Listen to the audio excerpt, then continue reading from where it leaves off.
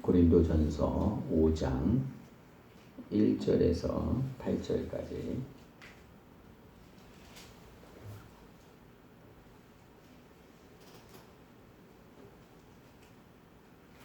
한 절씩 교독을 하겠습니다. 너희 중에 심지어 음행이 있다 함을 들으니 그런 음행은 이방인 중에서도 없는 것이라 누가 그 아버지의 아내를 취하였다 하는도다. 그리하여도 너희가 의를 불만하여져서 어찌하여 통한이 이루지 아니하며 그 일 행한 자를 너희 중에서 쫓아내지 아니하는가. 내가 실로 몸으로는 떠나 있으나 영으로는 함께 있어서 거기 있는 것 같이 이런 일 행한 자를 이미 판단하였노라. 주 예수의 이름으로 너희가 내 영과 함께 모여서 우리 주 예수의 능력으로 이런 자를 사탄에게 내어주었으니 이는 육신은 멸하고 영은 주 예수의 날에 구원을 받게 하려 함이라. 너희가 자랑하는 것이 옳지 아니하도다. 적은 누룩이 온 덩어리에 퍼지는 것을 알지 못하느냐. 너희는 누룩 없는 자인데 새 덩어리가 되기 위하여 묵은 누룩을 내버리라. 우리의 유월절 양 곧 그리스도께서 희생되셨느니라. 이러므로 우리가 명절을 지키되 묵은 누룩으로도 말고 악하고 악에 찬 누룩으로도 말고 누룩이 없이 오직 순전함과 진실함의 떡으로 하자. 아멘.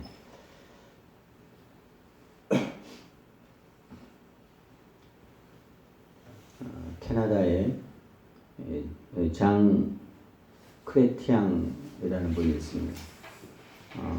이분은 그 가난한 집안에서 태어났는데 19형제 중에 18째로 태어났습니다. 근데 이 청년의 꿈은 정치를 하는 것이었습니다. 그것도 그 나라의 수상이 되고자 하는 꿈, 총리가 되고자 하는 꿈이 있었습니다.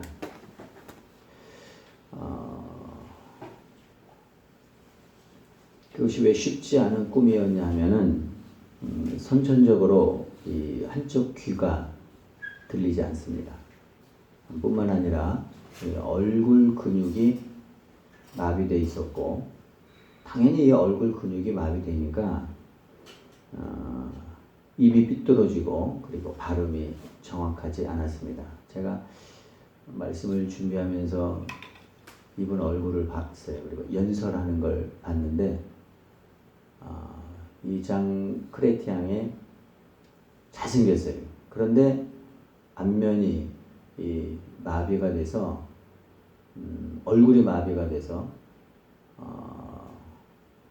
그러니까 발음하는 것이 정확하지가 않고 입이 일그러진 그런 상태에서 연설을 하는 것입니다. 그럼에도 불구하고 마침내 이분이 1963년 29살 나이로 캐나다 국회의원에 당선이 됐고 국회의원이 당선된 지 30년 후에 정말로 이 캐나다의 총리가 되었습니다.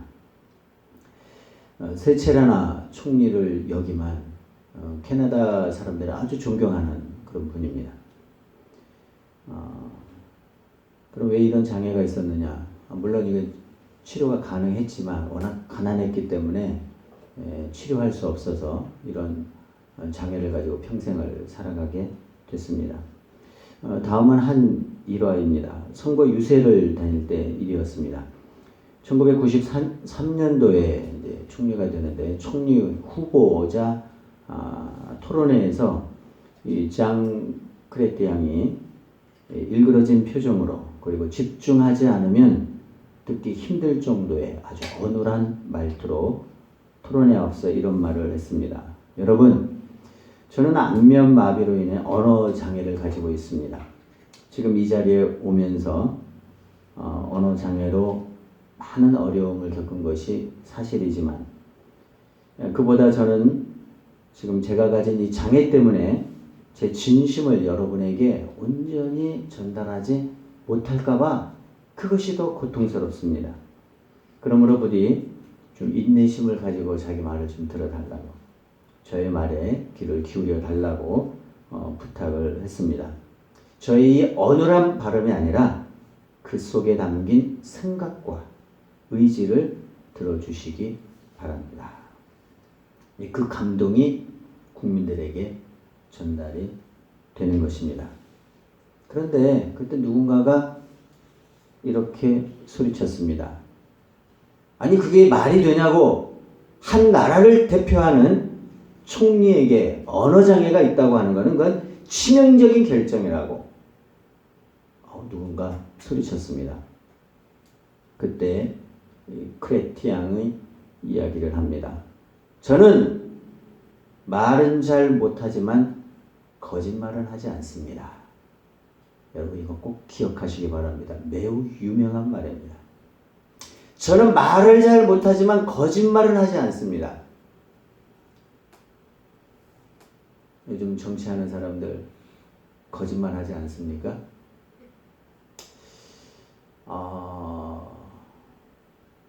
사실은 이것이 생명이에요. 진심이 생명이에요. 이 크레티앙이 얼굴이 마비가 되고 발음도 부정확한데 거짓말을 하지 않는다는 거예요. 이번에 진심이 국민들에게 그대로 전달이 됐어요. 한 나라를 대표하는 수상의 자리에 오르게 됐습니다. 그리고 3번이나 그 총리의 자리를 연임하는 그런 영광을 얻게 되었습니다. 사람의 마음을 움직이는 것이 뭐라고 생각을 하십니까? 말을 잘하는 거예요? 설득력 있게 하는 거예요? 언변이 뛰어난 거예요? 그것이 아니라 진심과 실천입니다. 더 좋은 말을 하려고 노력하기보다는 나의 말에 진심이 있는지를 확인을 더 해야 하는 것입니다. 나를 드러내고 믿음에 있어서 나를 자랑하는 것이 아니라 하나님의 살아계심 그리고 체험하는 그런 사실을 드러내는 신앙에 있어서도 가장 필요한 것이 진실이라고 하는 것입니다. 이 시대의 일꾼은 이런 사람이어야 합니다. 특별히 하나님 나라의 일꾼은 더합니다. 진실해야 되고요. 충성스러워야 합니다.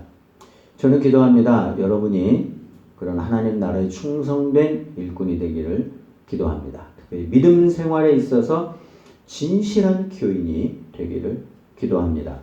아마 이런 저의 기도의 제목처럼 바울도 그의 간절한 소원이 있었는데 그것이 바로 고린도 교회의 교인들이 그렇게 되기를 원했습니다. 고린도 지역에서 이렇게 충성스러운 일꾼 그리고 진실된 일꾼이 되는 것은 매우 어려운 일입니다. 특별히 고린도 교회는 아주 중요한 문제점 한 가지가 있었는데 그것이 뭐냐 하면 교회의 본질이 무엇인지를 분명히 깨닫지 못했습니다. 제가 말씀을 드립니다. 교회의 본질을 깨닫지 못하면 신앙생활의 방향이 완전히 달라집니다. 여러분 교회의 본질이 무엇이라고 생각하십니까? 물론 교회에 오면은 여러 사람을 만나게 됩니다. 다양한 사람들을 만날 수 있어서 유익합니다. 그렇다고 교회가 미팅 장소는 아닙니다. 교회에 오면 지식이 없던 사람 지식을 얻게 됩니다. 매주 설교를 듣고요. 성경을 보고요. 몰랐던 것을 깨닫게 되고 사회 현상이나 기타 신앙생활을 통해서 매우 유식해지기도 합니다. 그렇다고 교회는 학교가 아닙니다. 교회는 여당에 속한 분들이 올 수 있고요. 야당에 속한 분도 올 수가 있습니다. 그러나 교회는 정치 활동하는 곳이 아닙니다. 교회는 병 고치는 일들이 일어나기도 합니다. 왜요? 기도하면 하나님 들어주시거든요. 그렇다고 교회가 병원은 아닙니다. 이런 일들이 교회에 있지만 그러나 그런 것들이 교회의 본질적인 요소가 아니라고 하는 것입니다. 여러분, 교회 본질이 무엇입니까? 교회는요, 하나님이 거하시는 하나님의 집입니다. 자, 이거 명제입니다. 교회는 거룩한 하나님이 계시는 하나님의 집이다. 다시 말해서 거룩한 백성이 거룩한 하나님을 예배하는 집이다. 그래서 교회의 특징이 무엇인지 아십니까? 거룩함입니다. 교회의 특징은. 교회의 대표적인 특징은 거룩함. 여러분 기억하시기 바랍니다. 여기 적어놓은 이 현수막이 그냥 적어놓은 것이 아니에요. 우리는 거룩한 백성이기에 거룩한 습관을 들여야 돼요. 아니, 신앙의 목표는 분명합니다. 여러분의 신앙의 목표는 분명합니다. 우리 엘사랑교회 신앙의 목표는 분명합니다. 교회의 본질적인 특징이 뭐냐면 거룩함이거든요. 그러니까 여러분의 머릿속에는 이것이 이렇게 딱 새겨져 있어야 돼요. 왜 새겨져 있어야 되냐면 우리 신앙생활의 목표점이 되기 때문에 그렇습니다. 교회의 본질적인 특징 제가 또 한 번 다시 말씀을 드립니다. 거룩함입니다. 또 강조합니다. 거룩함입니다. 자, 제가 왜 이렇게 여러 번에 걸쳐서 이것을 강조할까? 고린도 교회가 결정적인 실수가 있었는데 그것이 뭐냐 하면 교회의 본질을 잘 깨닫지 못했다고 하는 것이죠. 거기서부터 고린도 교회에 문제가 발생했기 때문에 그렇습니다.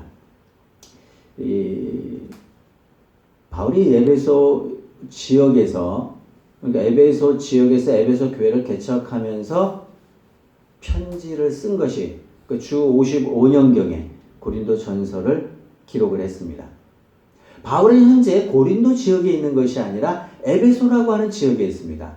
근데 문제가 뭐냐면 고린도 지역에서 들려오는 소식이 에베소에 있던 바울에게 매우 충격적이었어요. 제가 교회의 본질이 무엇인지를 몇 번 강조해서 말씀을 드렸는데 바울이 이 에베소 지역에서 있을 때 고린도 교회로부터 들려오는 그 소식이 바울에게 있어서는 매우 충격적인 소식이었다고 하는 것입니다. 그것이 뭐냐면 교회 본질 거룩함이라고 몇 번 강조해서 말씀을 드렸죠.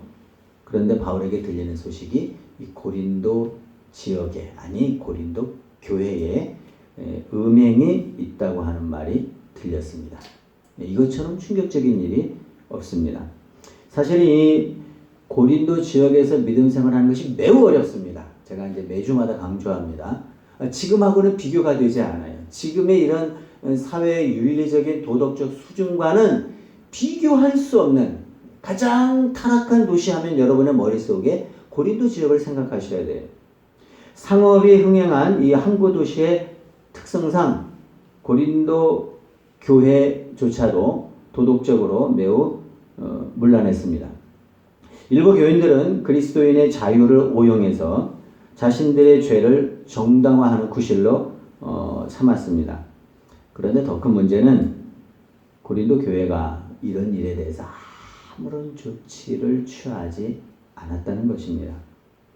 당시 교회 내에서 이 음행의 죄가 일반화되어 있어요. 그건 죄로 취급하지도 않았어요. 성도들의 생활을 지도 감독할 교회의 도덕적 권위가 없었다는 것입니다. 바울은 이제 이런 소식을 듣게 됩니다. 그래서 이건 아니다. 공동체의 순결을, 공동체의 순수성을 지키기 위해서 책망하지 않을 수 없었습니다. 공동체의 순결을 지키는 것은 교회의 본질을 회복하는 것입니다. 이런 이야기가 있습니다. 어느 외국인이 한국에 와서 2번 놀랐다고 합니다. 첫째는 교회가 너무 많아서 놀랐대요. 곳곳에 세워진 교회를 보고 놀랐대요. 야, 이거 뭐 대한민국이 기독교 국가인 줄 알았다는 거죠. 교회 하도 많이 세워져서. 그런데 또 한 번 놀랐다고 합니다. 술집이 너무 많아서 가는 곳곳마다 술집이 있어서 충격을 받았대요. 외국의 경우는 이 술집이 주택가에서 일정한 거리까지 떨어져 있어야 되는 그래서 떨어져서 영업을 해야만 되기 때문에 그렇다고 합니다. 고린도 교회가 놓여진 상황이 지금 그러했습니다. 그러니까 공동체의 순결을 지키는 것이 매우 어려웠습니다. 이 바울이 더 충격을 받은 것이 뭐냐면은 고린도 지역이야 그렇다 치고 교회가 고린도 지역에서 사람들이 음행하는 것보다 더 심한 일들이 교회 안에서 일어나고 있었다고 하는 것이 바울에게는 더 충격적이었습니다. 그것이 오늘 본문 1절 말씀입니다. 1절 말씀을 같이 한번 읽도록 하겠습니다. 1절 자 읽습니다. 시작. 너희 중에 심지어 음행이 있다 함을 들으니 그런 음행은 이방인 중에서도 없는 것이라 누가 그 아버지의 아내를 취하였다 하는도다. 2절 한번 같이 읽을게요. 시작. 그리하고도 너희가 오히려 교만하여져서 어찌하여 통하니 여기지 아니하고 그 일 행한 자를 너희 중에서 쫓아내지 아니하였느냐. 그러니까 바울에게 들린 소식이 이렇다고 하는 거죠. 고린도 교회 내에 누군가 계모를 취해서 근친상간의 죄를 범했다고 하는 것입니다. 그런데 이런 죄를 범하면 어떻게 해요? 교회가 하나님 앞에 통회하고 자복하고 안타까워하고 권면하고 그렇게 하지 않도록 해야 되는데 아무런 일도 하지 않아요. 말로 해서 권면을 해야죠. 믿음으로 살도록 말을 해야죠. 말을 하지 않아요. 근데 말로 해서 안 되면 어떻게 해야 되죠? 지난주는 어떻게 하라고 했지? 네. 지난주는 어떻게 하라고 했어요, 제가. 그런데 오늘은 더 심하게 이야기합니다, 바울이. 그런 사람, 내쫓아라! 그걸 뭐라고 하죠? 출교라고 이야기합니다. 오전에 사단에게 내어줬다. 굉장히 충격적인 말이에요. 믿음으로 살도록 권면해야 되고요. 그러나 공동체의 순수성을 지키기 위해서는 그런 사람들을 출교해야 되는데 전혀 고린도 교회가 아무런 조치를 취하지 않았다고 하는 것입니다. 그럼 이제 그게 어떻게 되냐면 교회 내에서 죄를 짓는 것이 당연하게 생각이 됩니다. 잘못을 하고도 잘못인지를 모릅니다. 이러한 잘못을 하고도 오히려 떳떳하게 교회를 다니면서 애통해하지 않습니다. 바울이 매우 격앙된 음성으로 이야기를 합니다. 왜 그런 자를 그냥 두느냐. 무서운 전염병과 같이 퍼지는 이 음란의 누룩을 물리치지 않고 그냥 두느냐. 질타합니다. 거룩해야 할 교회가 거룩을 잃어버렸기 때문입니다. 여러분, 죄는요 누룩과 같이 번져나갑니다. 적은 누룩이 온 동에 퍼지느니라. 갈라디아서 5장 9절 말씀이에요. 뿐만 아니라 오늘 본문의 6절에도 동일한 말씀이 나오는데 적은 누룩이 온 덩어리에 퍼지는 것을 알지 못하느냐. 이게 오늘 본문 말씀이에요. 죄는요 전염성이 있습니다. 하품도 전염성이 있죠. 한 사람이 하면 또 같이. 그 졸음도 또 전염성이 있습니다. 우리가요 이 예배 1시간 정말 정신을 바짝 차리지 않으면 전염이 되기 때문에 그렇습니다. 그래서 그 온갖 더러운 누룩이 있잖아요. 반드시 이 누룩을 제거해야 합니다. 왜냐하면 이 누룩을 제거하기 위해서 예수 그리스도께서 희생되셨다. 매우 충격적인 말인데 누룩을 제거하기 위해서 예수님이 어린 양, 특별히 유월절 양으로 희생이 되셨다고 하는 것입니다. 그것이 7절 말씀인데요. 같이 읽습니다. 7절 말씀 읽습니다. 시작. 너희는 누룩 없는 자인데 새 덩어리가 되기 위하여 묵은 누룩을 내버리라. 우리의 유월절 양 곧 그리스도께서 희생되셨느니라. 정확하게 나와 있죠. 묵은 누룩을 내버리라.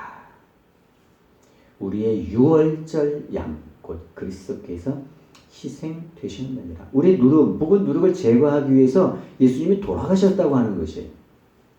그 유월절이라고 나오는데 유월절은요 여러분이 이게 기억하시기 바랍니다. 아비벌 1월을 이야기합니다. 우리나라의 1월과 다릅니다. 어쨌든 그 이스라엘 달력으로 정월이죠. 그 이스라엘 역으로 1월 14일이 유월절이었어요. 여러분 그냥 기억하시면 됩니다. 그렇구나. 1월 14일이 유월절이구나. 이렇게 한번 기억을 해 두시고요. 이 유월절은요, 일주일 동안 지켜집니다. 그런데 이 유월절을 지켜야 되는데 거기 특징이 있었는데 그 일주일 동안에는 무교병을 먹습니다. 무교병은 누룩이 없는 떡이에요. 누룩 없이 만든 떡, 무교병이라고 하는데 꼭 그것만을 먹습니다. 이 유월절은 그 출애굽을 기념하기 위해서 세운 그들의 의식적인 행위였는데 출애굽 전에 하나님께서 말씀하셨어요. 모든 누룩을 제거하라. 그래서 그 명령에 따라서 그러니까 애굽에서의 그런 우상 숭배 누룩, 그 다음에 모든 죄로부터 그 해방을 상징하는 것입니다. 그 누룩을 제거해야 돼요. 노예 근성 제거해야 돼요. 우상 숭배 제거해야 돼요. 누룩을 제거해야 돼요. 그러니까 유월절을 생각할 때 꼭 무교병을 먹어야 됩니다. 왜 그렇습니까? 누룩을 제거하라고 하는 거죠. 애굽에서의 그런 습관화된 죄를 제거하라고 하는 거죠. 그 일을 위해서 예수 그리스도께서 희생되셨다고 하는 거죠. 하나님의 새로운 백성이 되기 위해서는 애굽에서의 죄악된 생활을 청산하는 것이 가장 필요했습니다. 마찬가지로 이 신약 교회는 새로운 유월절을 지키는 새로운 구원의 공동체입니다. 그래서 오늘 7절 말씀에 나와 있죠. 묵은 누룩을 내버리라. 묵은 누룩을 내버리라. 여기 7절에 보면 너희는 뭐 누룩 없는 자인데, 이 자인데라고 하는 이 단어는 그 에이미의 현재 직설법으로 에스테라고 하는 단어가 쓰여져 있는데 이것이 뭐냐면 그 제가 이제 몇 번 말씀을 드렸는데 요한복음에 에고 에이미 있어요. 에고 나는 에고 에이미라고 하는 뭐뭐시다 있다 이런 뜻이거든요. 예수님의 그 자기 선언이 나오거든요. 나는 무엇이다라고 하는 그 거기에 쓰였던 이 단어가 이 에이미의 현재 직설법으로 쓰였고요. 또 이 내버리라 하는 이 단어 역시 부정과거 명령법으로 쓰여져 있습니다. 정리해서 말씀드리면 즉각적인 조치, 그러니까 현재 직설법으로 명령으로 이루어져 있다고 하는 거죠. 즉각적으로 이런 조치를 시행하라. 즉각적으로 묵은 누룩을 제거하라. 이런 명령이라고 하는 것입니다. 이것이 2월절의 의미입니다. 묵은 누룩을 내버리는 것. 어떻게 해요? 즉시 내버려야 돼요.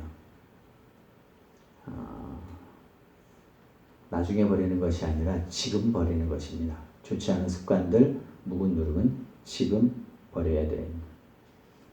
그 고데트라고 하는 학자가 있는데요. 이분이 이렇게 이야기했습니다. 유대인의 유월절은 일주일이지만 우리의 유월절은 한평생이다. 우리는 모든 날이 유월절이고 모든 날이 성탄절이고 모든 날이 오순절이고 모든 날이 부활절이다. 매우 유의미한 말을 했습니다. 우리는 유월절을 일주일 지키는 것이 아니라 한평생 지키는 것이 묵은 누룩을 제거하고 죄악된 것을 제거하고 한평생 우리의 죄된 습관 악한 것들을 갖다가 계속 제거해야 한다. 이 죄악의 누룩이라고 하는 건 무섭습니다. 이 누룩은 퍼지는 습성이 있잖아요. 이 좋지 못한 누룩을 제거하지 않으면 교회는요 거룩을 유지할 수 없고 거룩을 유지하지 못하는 교회는 능력을 잃어버리게 됩니다. 그래서 누룩을 제거해야 돼요. 자, 이 똑같은 말을 오늘은 이 8절에 결론적으로 요약을 합니다. 자, 8절을 읽겠습니다. 시작. 이러므로 우리가 명절을 지키되 묵은 누룩으로도 말고 악하고 악에 찬 누룩으로도 말고 누룩이 없이 오직 순전함과 진실함의 떡으로 하자. 자, 제가 무교병 이야기를 했는데 오늘은요 그 무교병이 무엇인지를 아주 결정적인 단어 두 가지로 요약을 했습니다. 하나는 뭐죠? 순전함이라는 단어. 또 하나는 뭐죠? 진실함이라는 거예요. 순전함이라고 하는 단어는 이게 두 개의 단어가 합성인데 하나는 햇빛이라는 단어와 그 다음에 판단하다라는 단어가 합쳐져서 어떤 의미를 갖냐? 순전한 것은 햇빛 아래서 판단하다 이런 뜻을 가지고 있습니다. 분명하겠죠? 확실하겠죠? 순전함이라고 하는 이 단어가 햇빛 아래서 판단하다. 이 고대 문헌 파피러스에 자주 등장하는 이 단어가 모범적인 행동을 가리키고 있습니다. 그러니까 순전함이라고 하는 건 모범적인 행동이죠. 특별히 햇빛 아래서 판단하는 것. 또 하나의 단어가 있죠. 진실함. 이것은 이제 부정적두어와 또 감추다라는 단어가 합해져 있는 그 말이 뭐냐면 감추지 않고 드러내다라고 하는 뜻을 가지고 있습니다. 진실하면 감출 것이 없겠죠. 진실하지 않으면 감춥니다. 아이들이 뭐 잘못했을 때, 야, 너 뭐 했어? 너 이거 내놔봐. 그러면 어떻게 해? 손에 가지고 있던 거 얼른 뒤로 감춥니다. 들켜서는 안 되기 때문에. 두 가지 요약을 합니다. 순전함과 진실함. 자, 무교병이 어떤 의미인지, 현재 어떤 의미인지 아주 정확하게 우리가 추구해야 될 것이 무엇인가? 교회가 추구해야 될 것이 무엇인가? 순전함과 진실함이라고 하는 것입니다. 바울은 이제 그런 것을 원했다고 하는 거죠.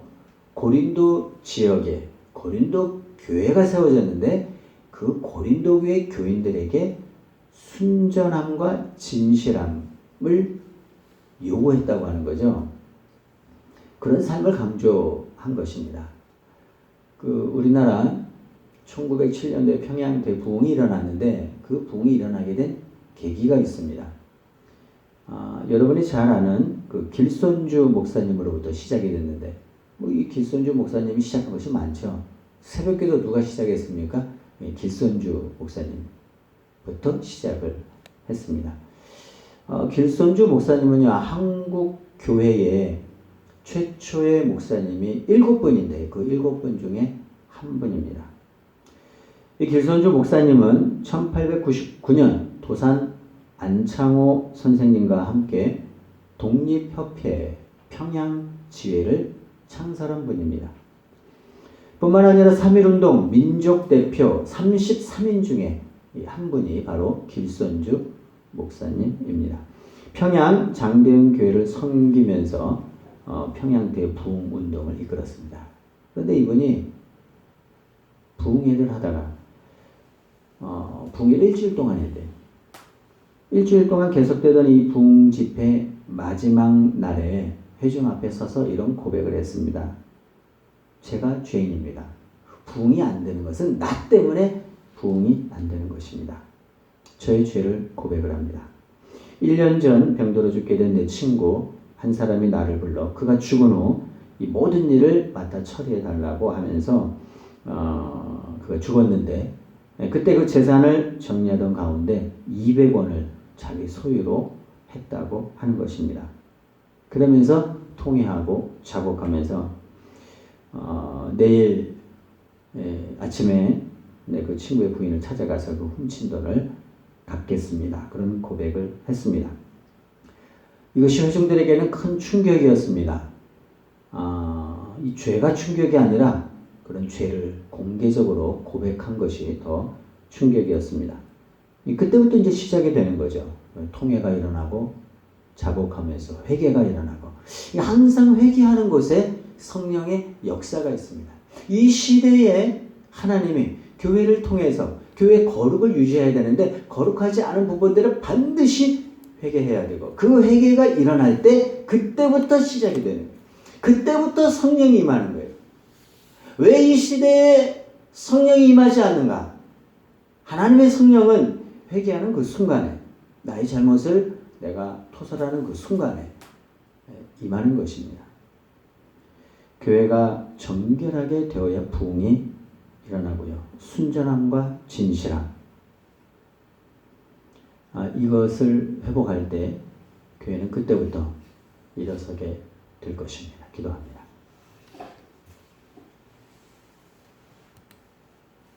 우리의 목표는 분명합니다. 그리고 우리의 목표는 정해져 있습니다. 교회 본질을 회복하고 내 신앙의 본질을 다시 살리는 것입니다. 하나님, 내 믿음의 본질을 다시 회복하게 하시고 우리 교회의 본질을 회복하는 교회가 됩니다. 두 가지 제목을 놓고 합심해서 기도드리겠습니다. 기도합니다. 하나님 아버지, 이것은 주변적인 것이 아니었습니다. 하나님, 우리 교회의 소속성을 지켜나가고 순전함과 정말 하나님 앞에서의 진실함을 하나님 회복할 수 있도록 도와주시기를 간절히 원합니다. 오늘 말씀에 보면 두 가지 가장 진실하고 가장 순전한 하나님 교회가 되게 하시고 그런 삶으로 우리를 이끌어 주시옵소서. 하나님 아버지, 이제 우리 교회 본질을 회복하게 하시고 그래서 가장 순전하고 그리고 진실된 교회와 교인이 되게 해주셔서 이 시대 가운데 하나님 부흥이 없다고 할 때에 우리 교회가 먼저 앞장서서 우리의 잘못을 주 앞에 다 내어놓고 회개하고 그리고 통회하고 특별히 자복하고 그러므로 인하여 하나님의 성령이 교회 가운데 임하여 하나님이 이끄시는 교회가 되게 해 주옵소서. 예수님 이름으로 기도합니다.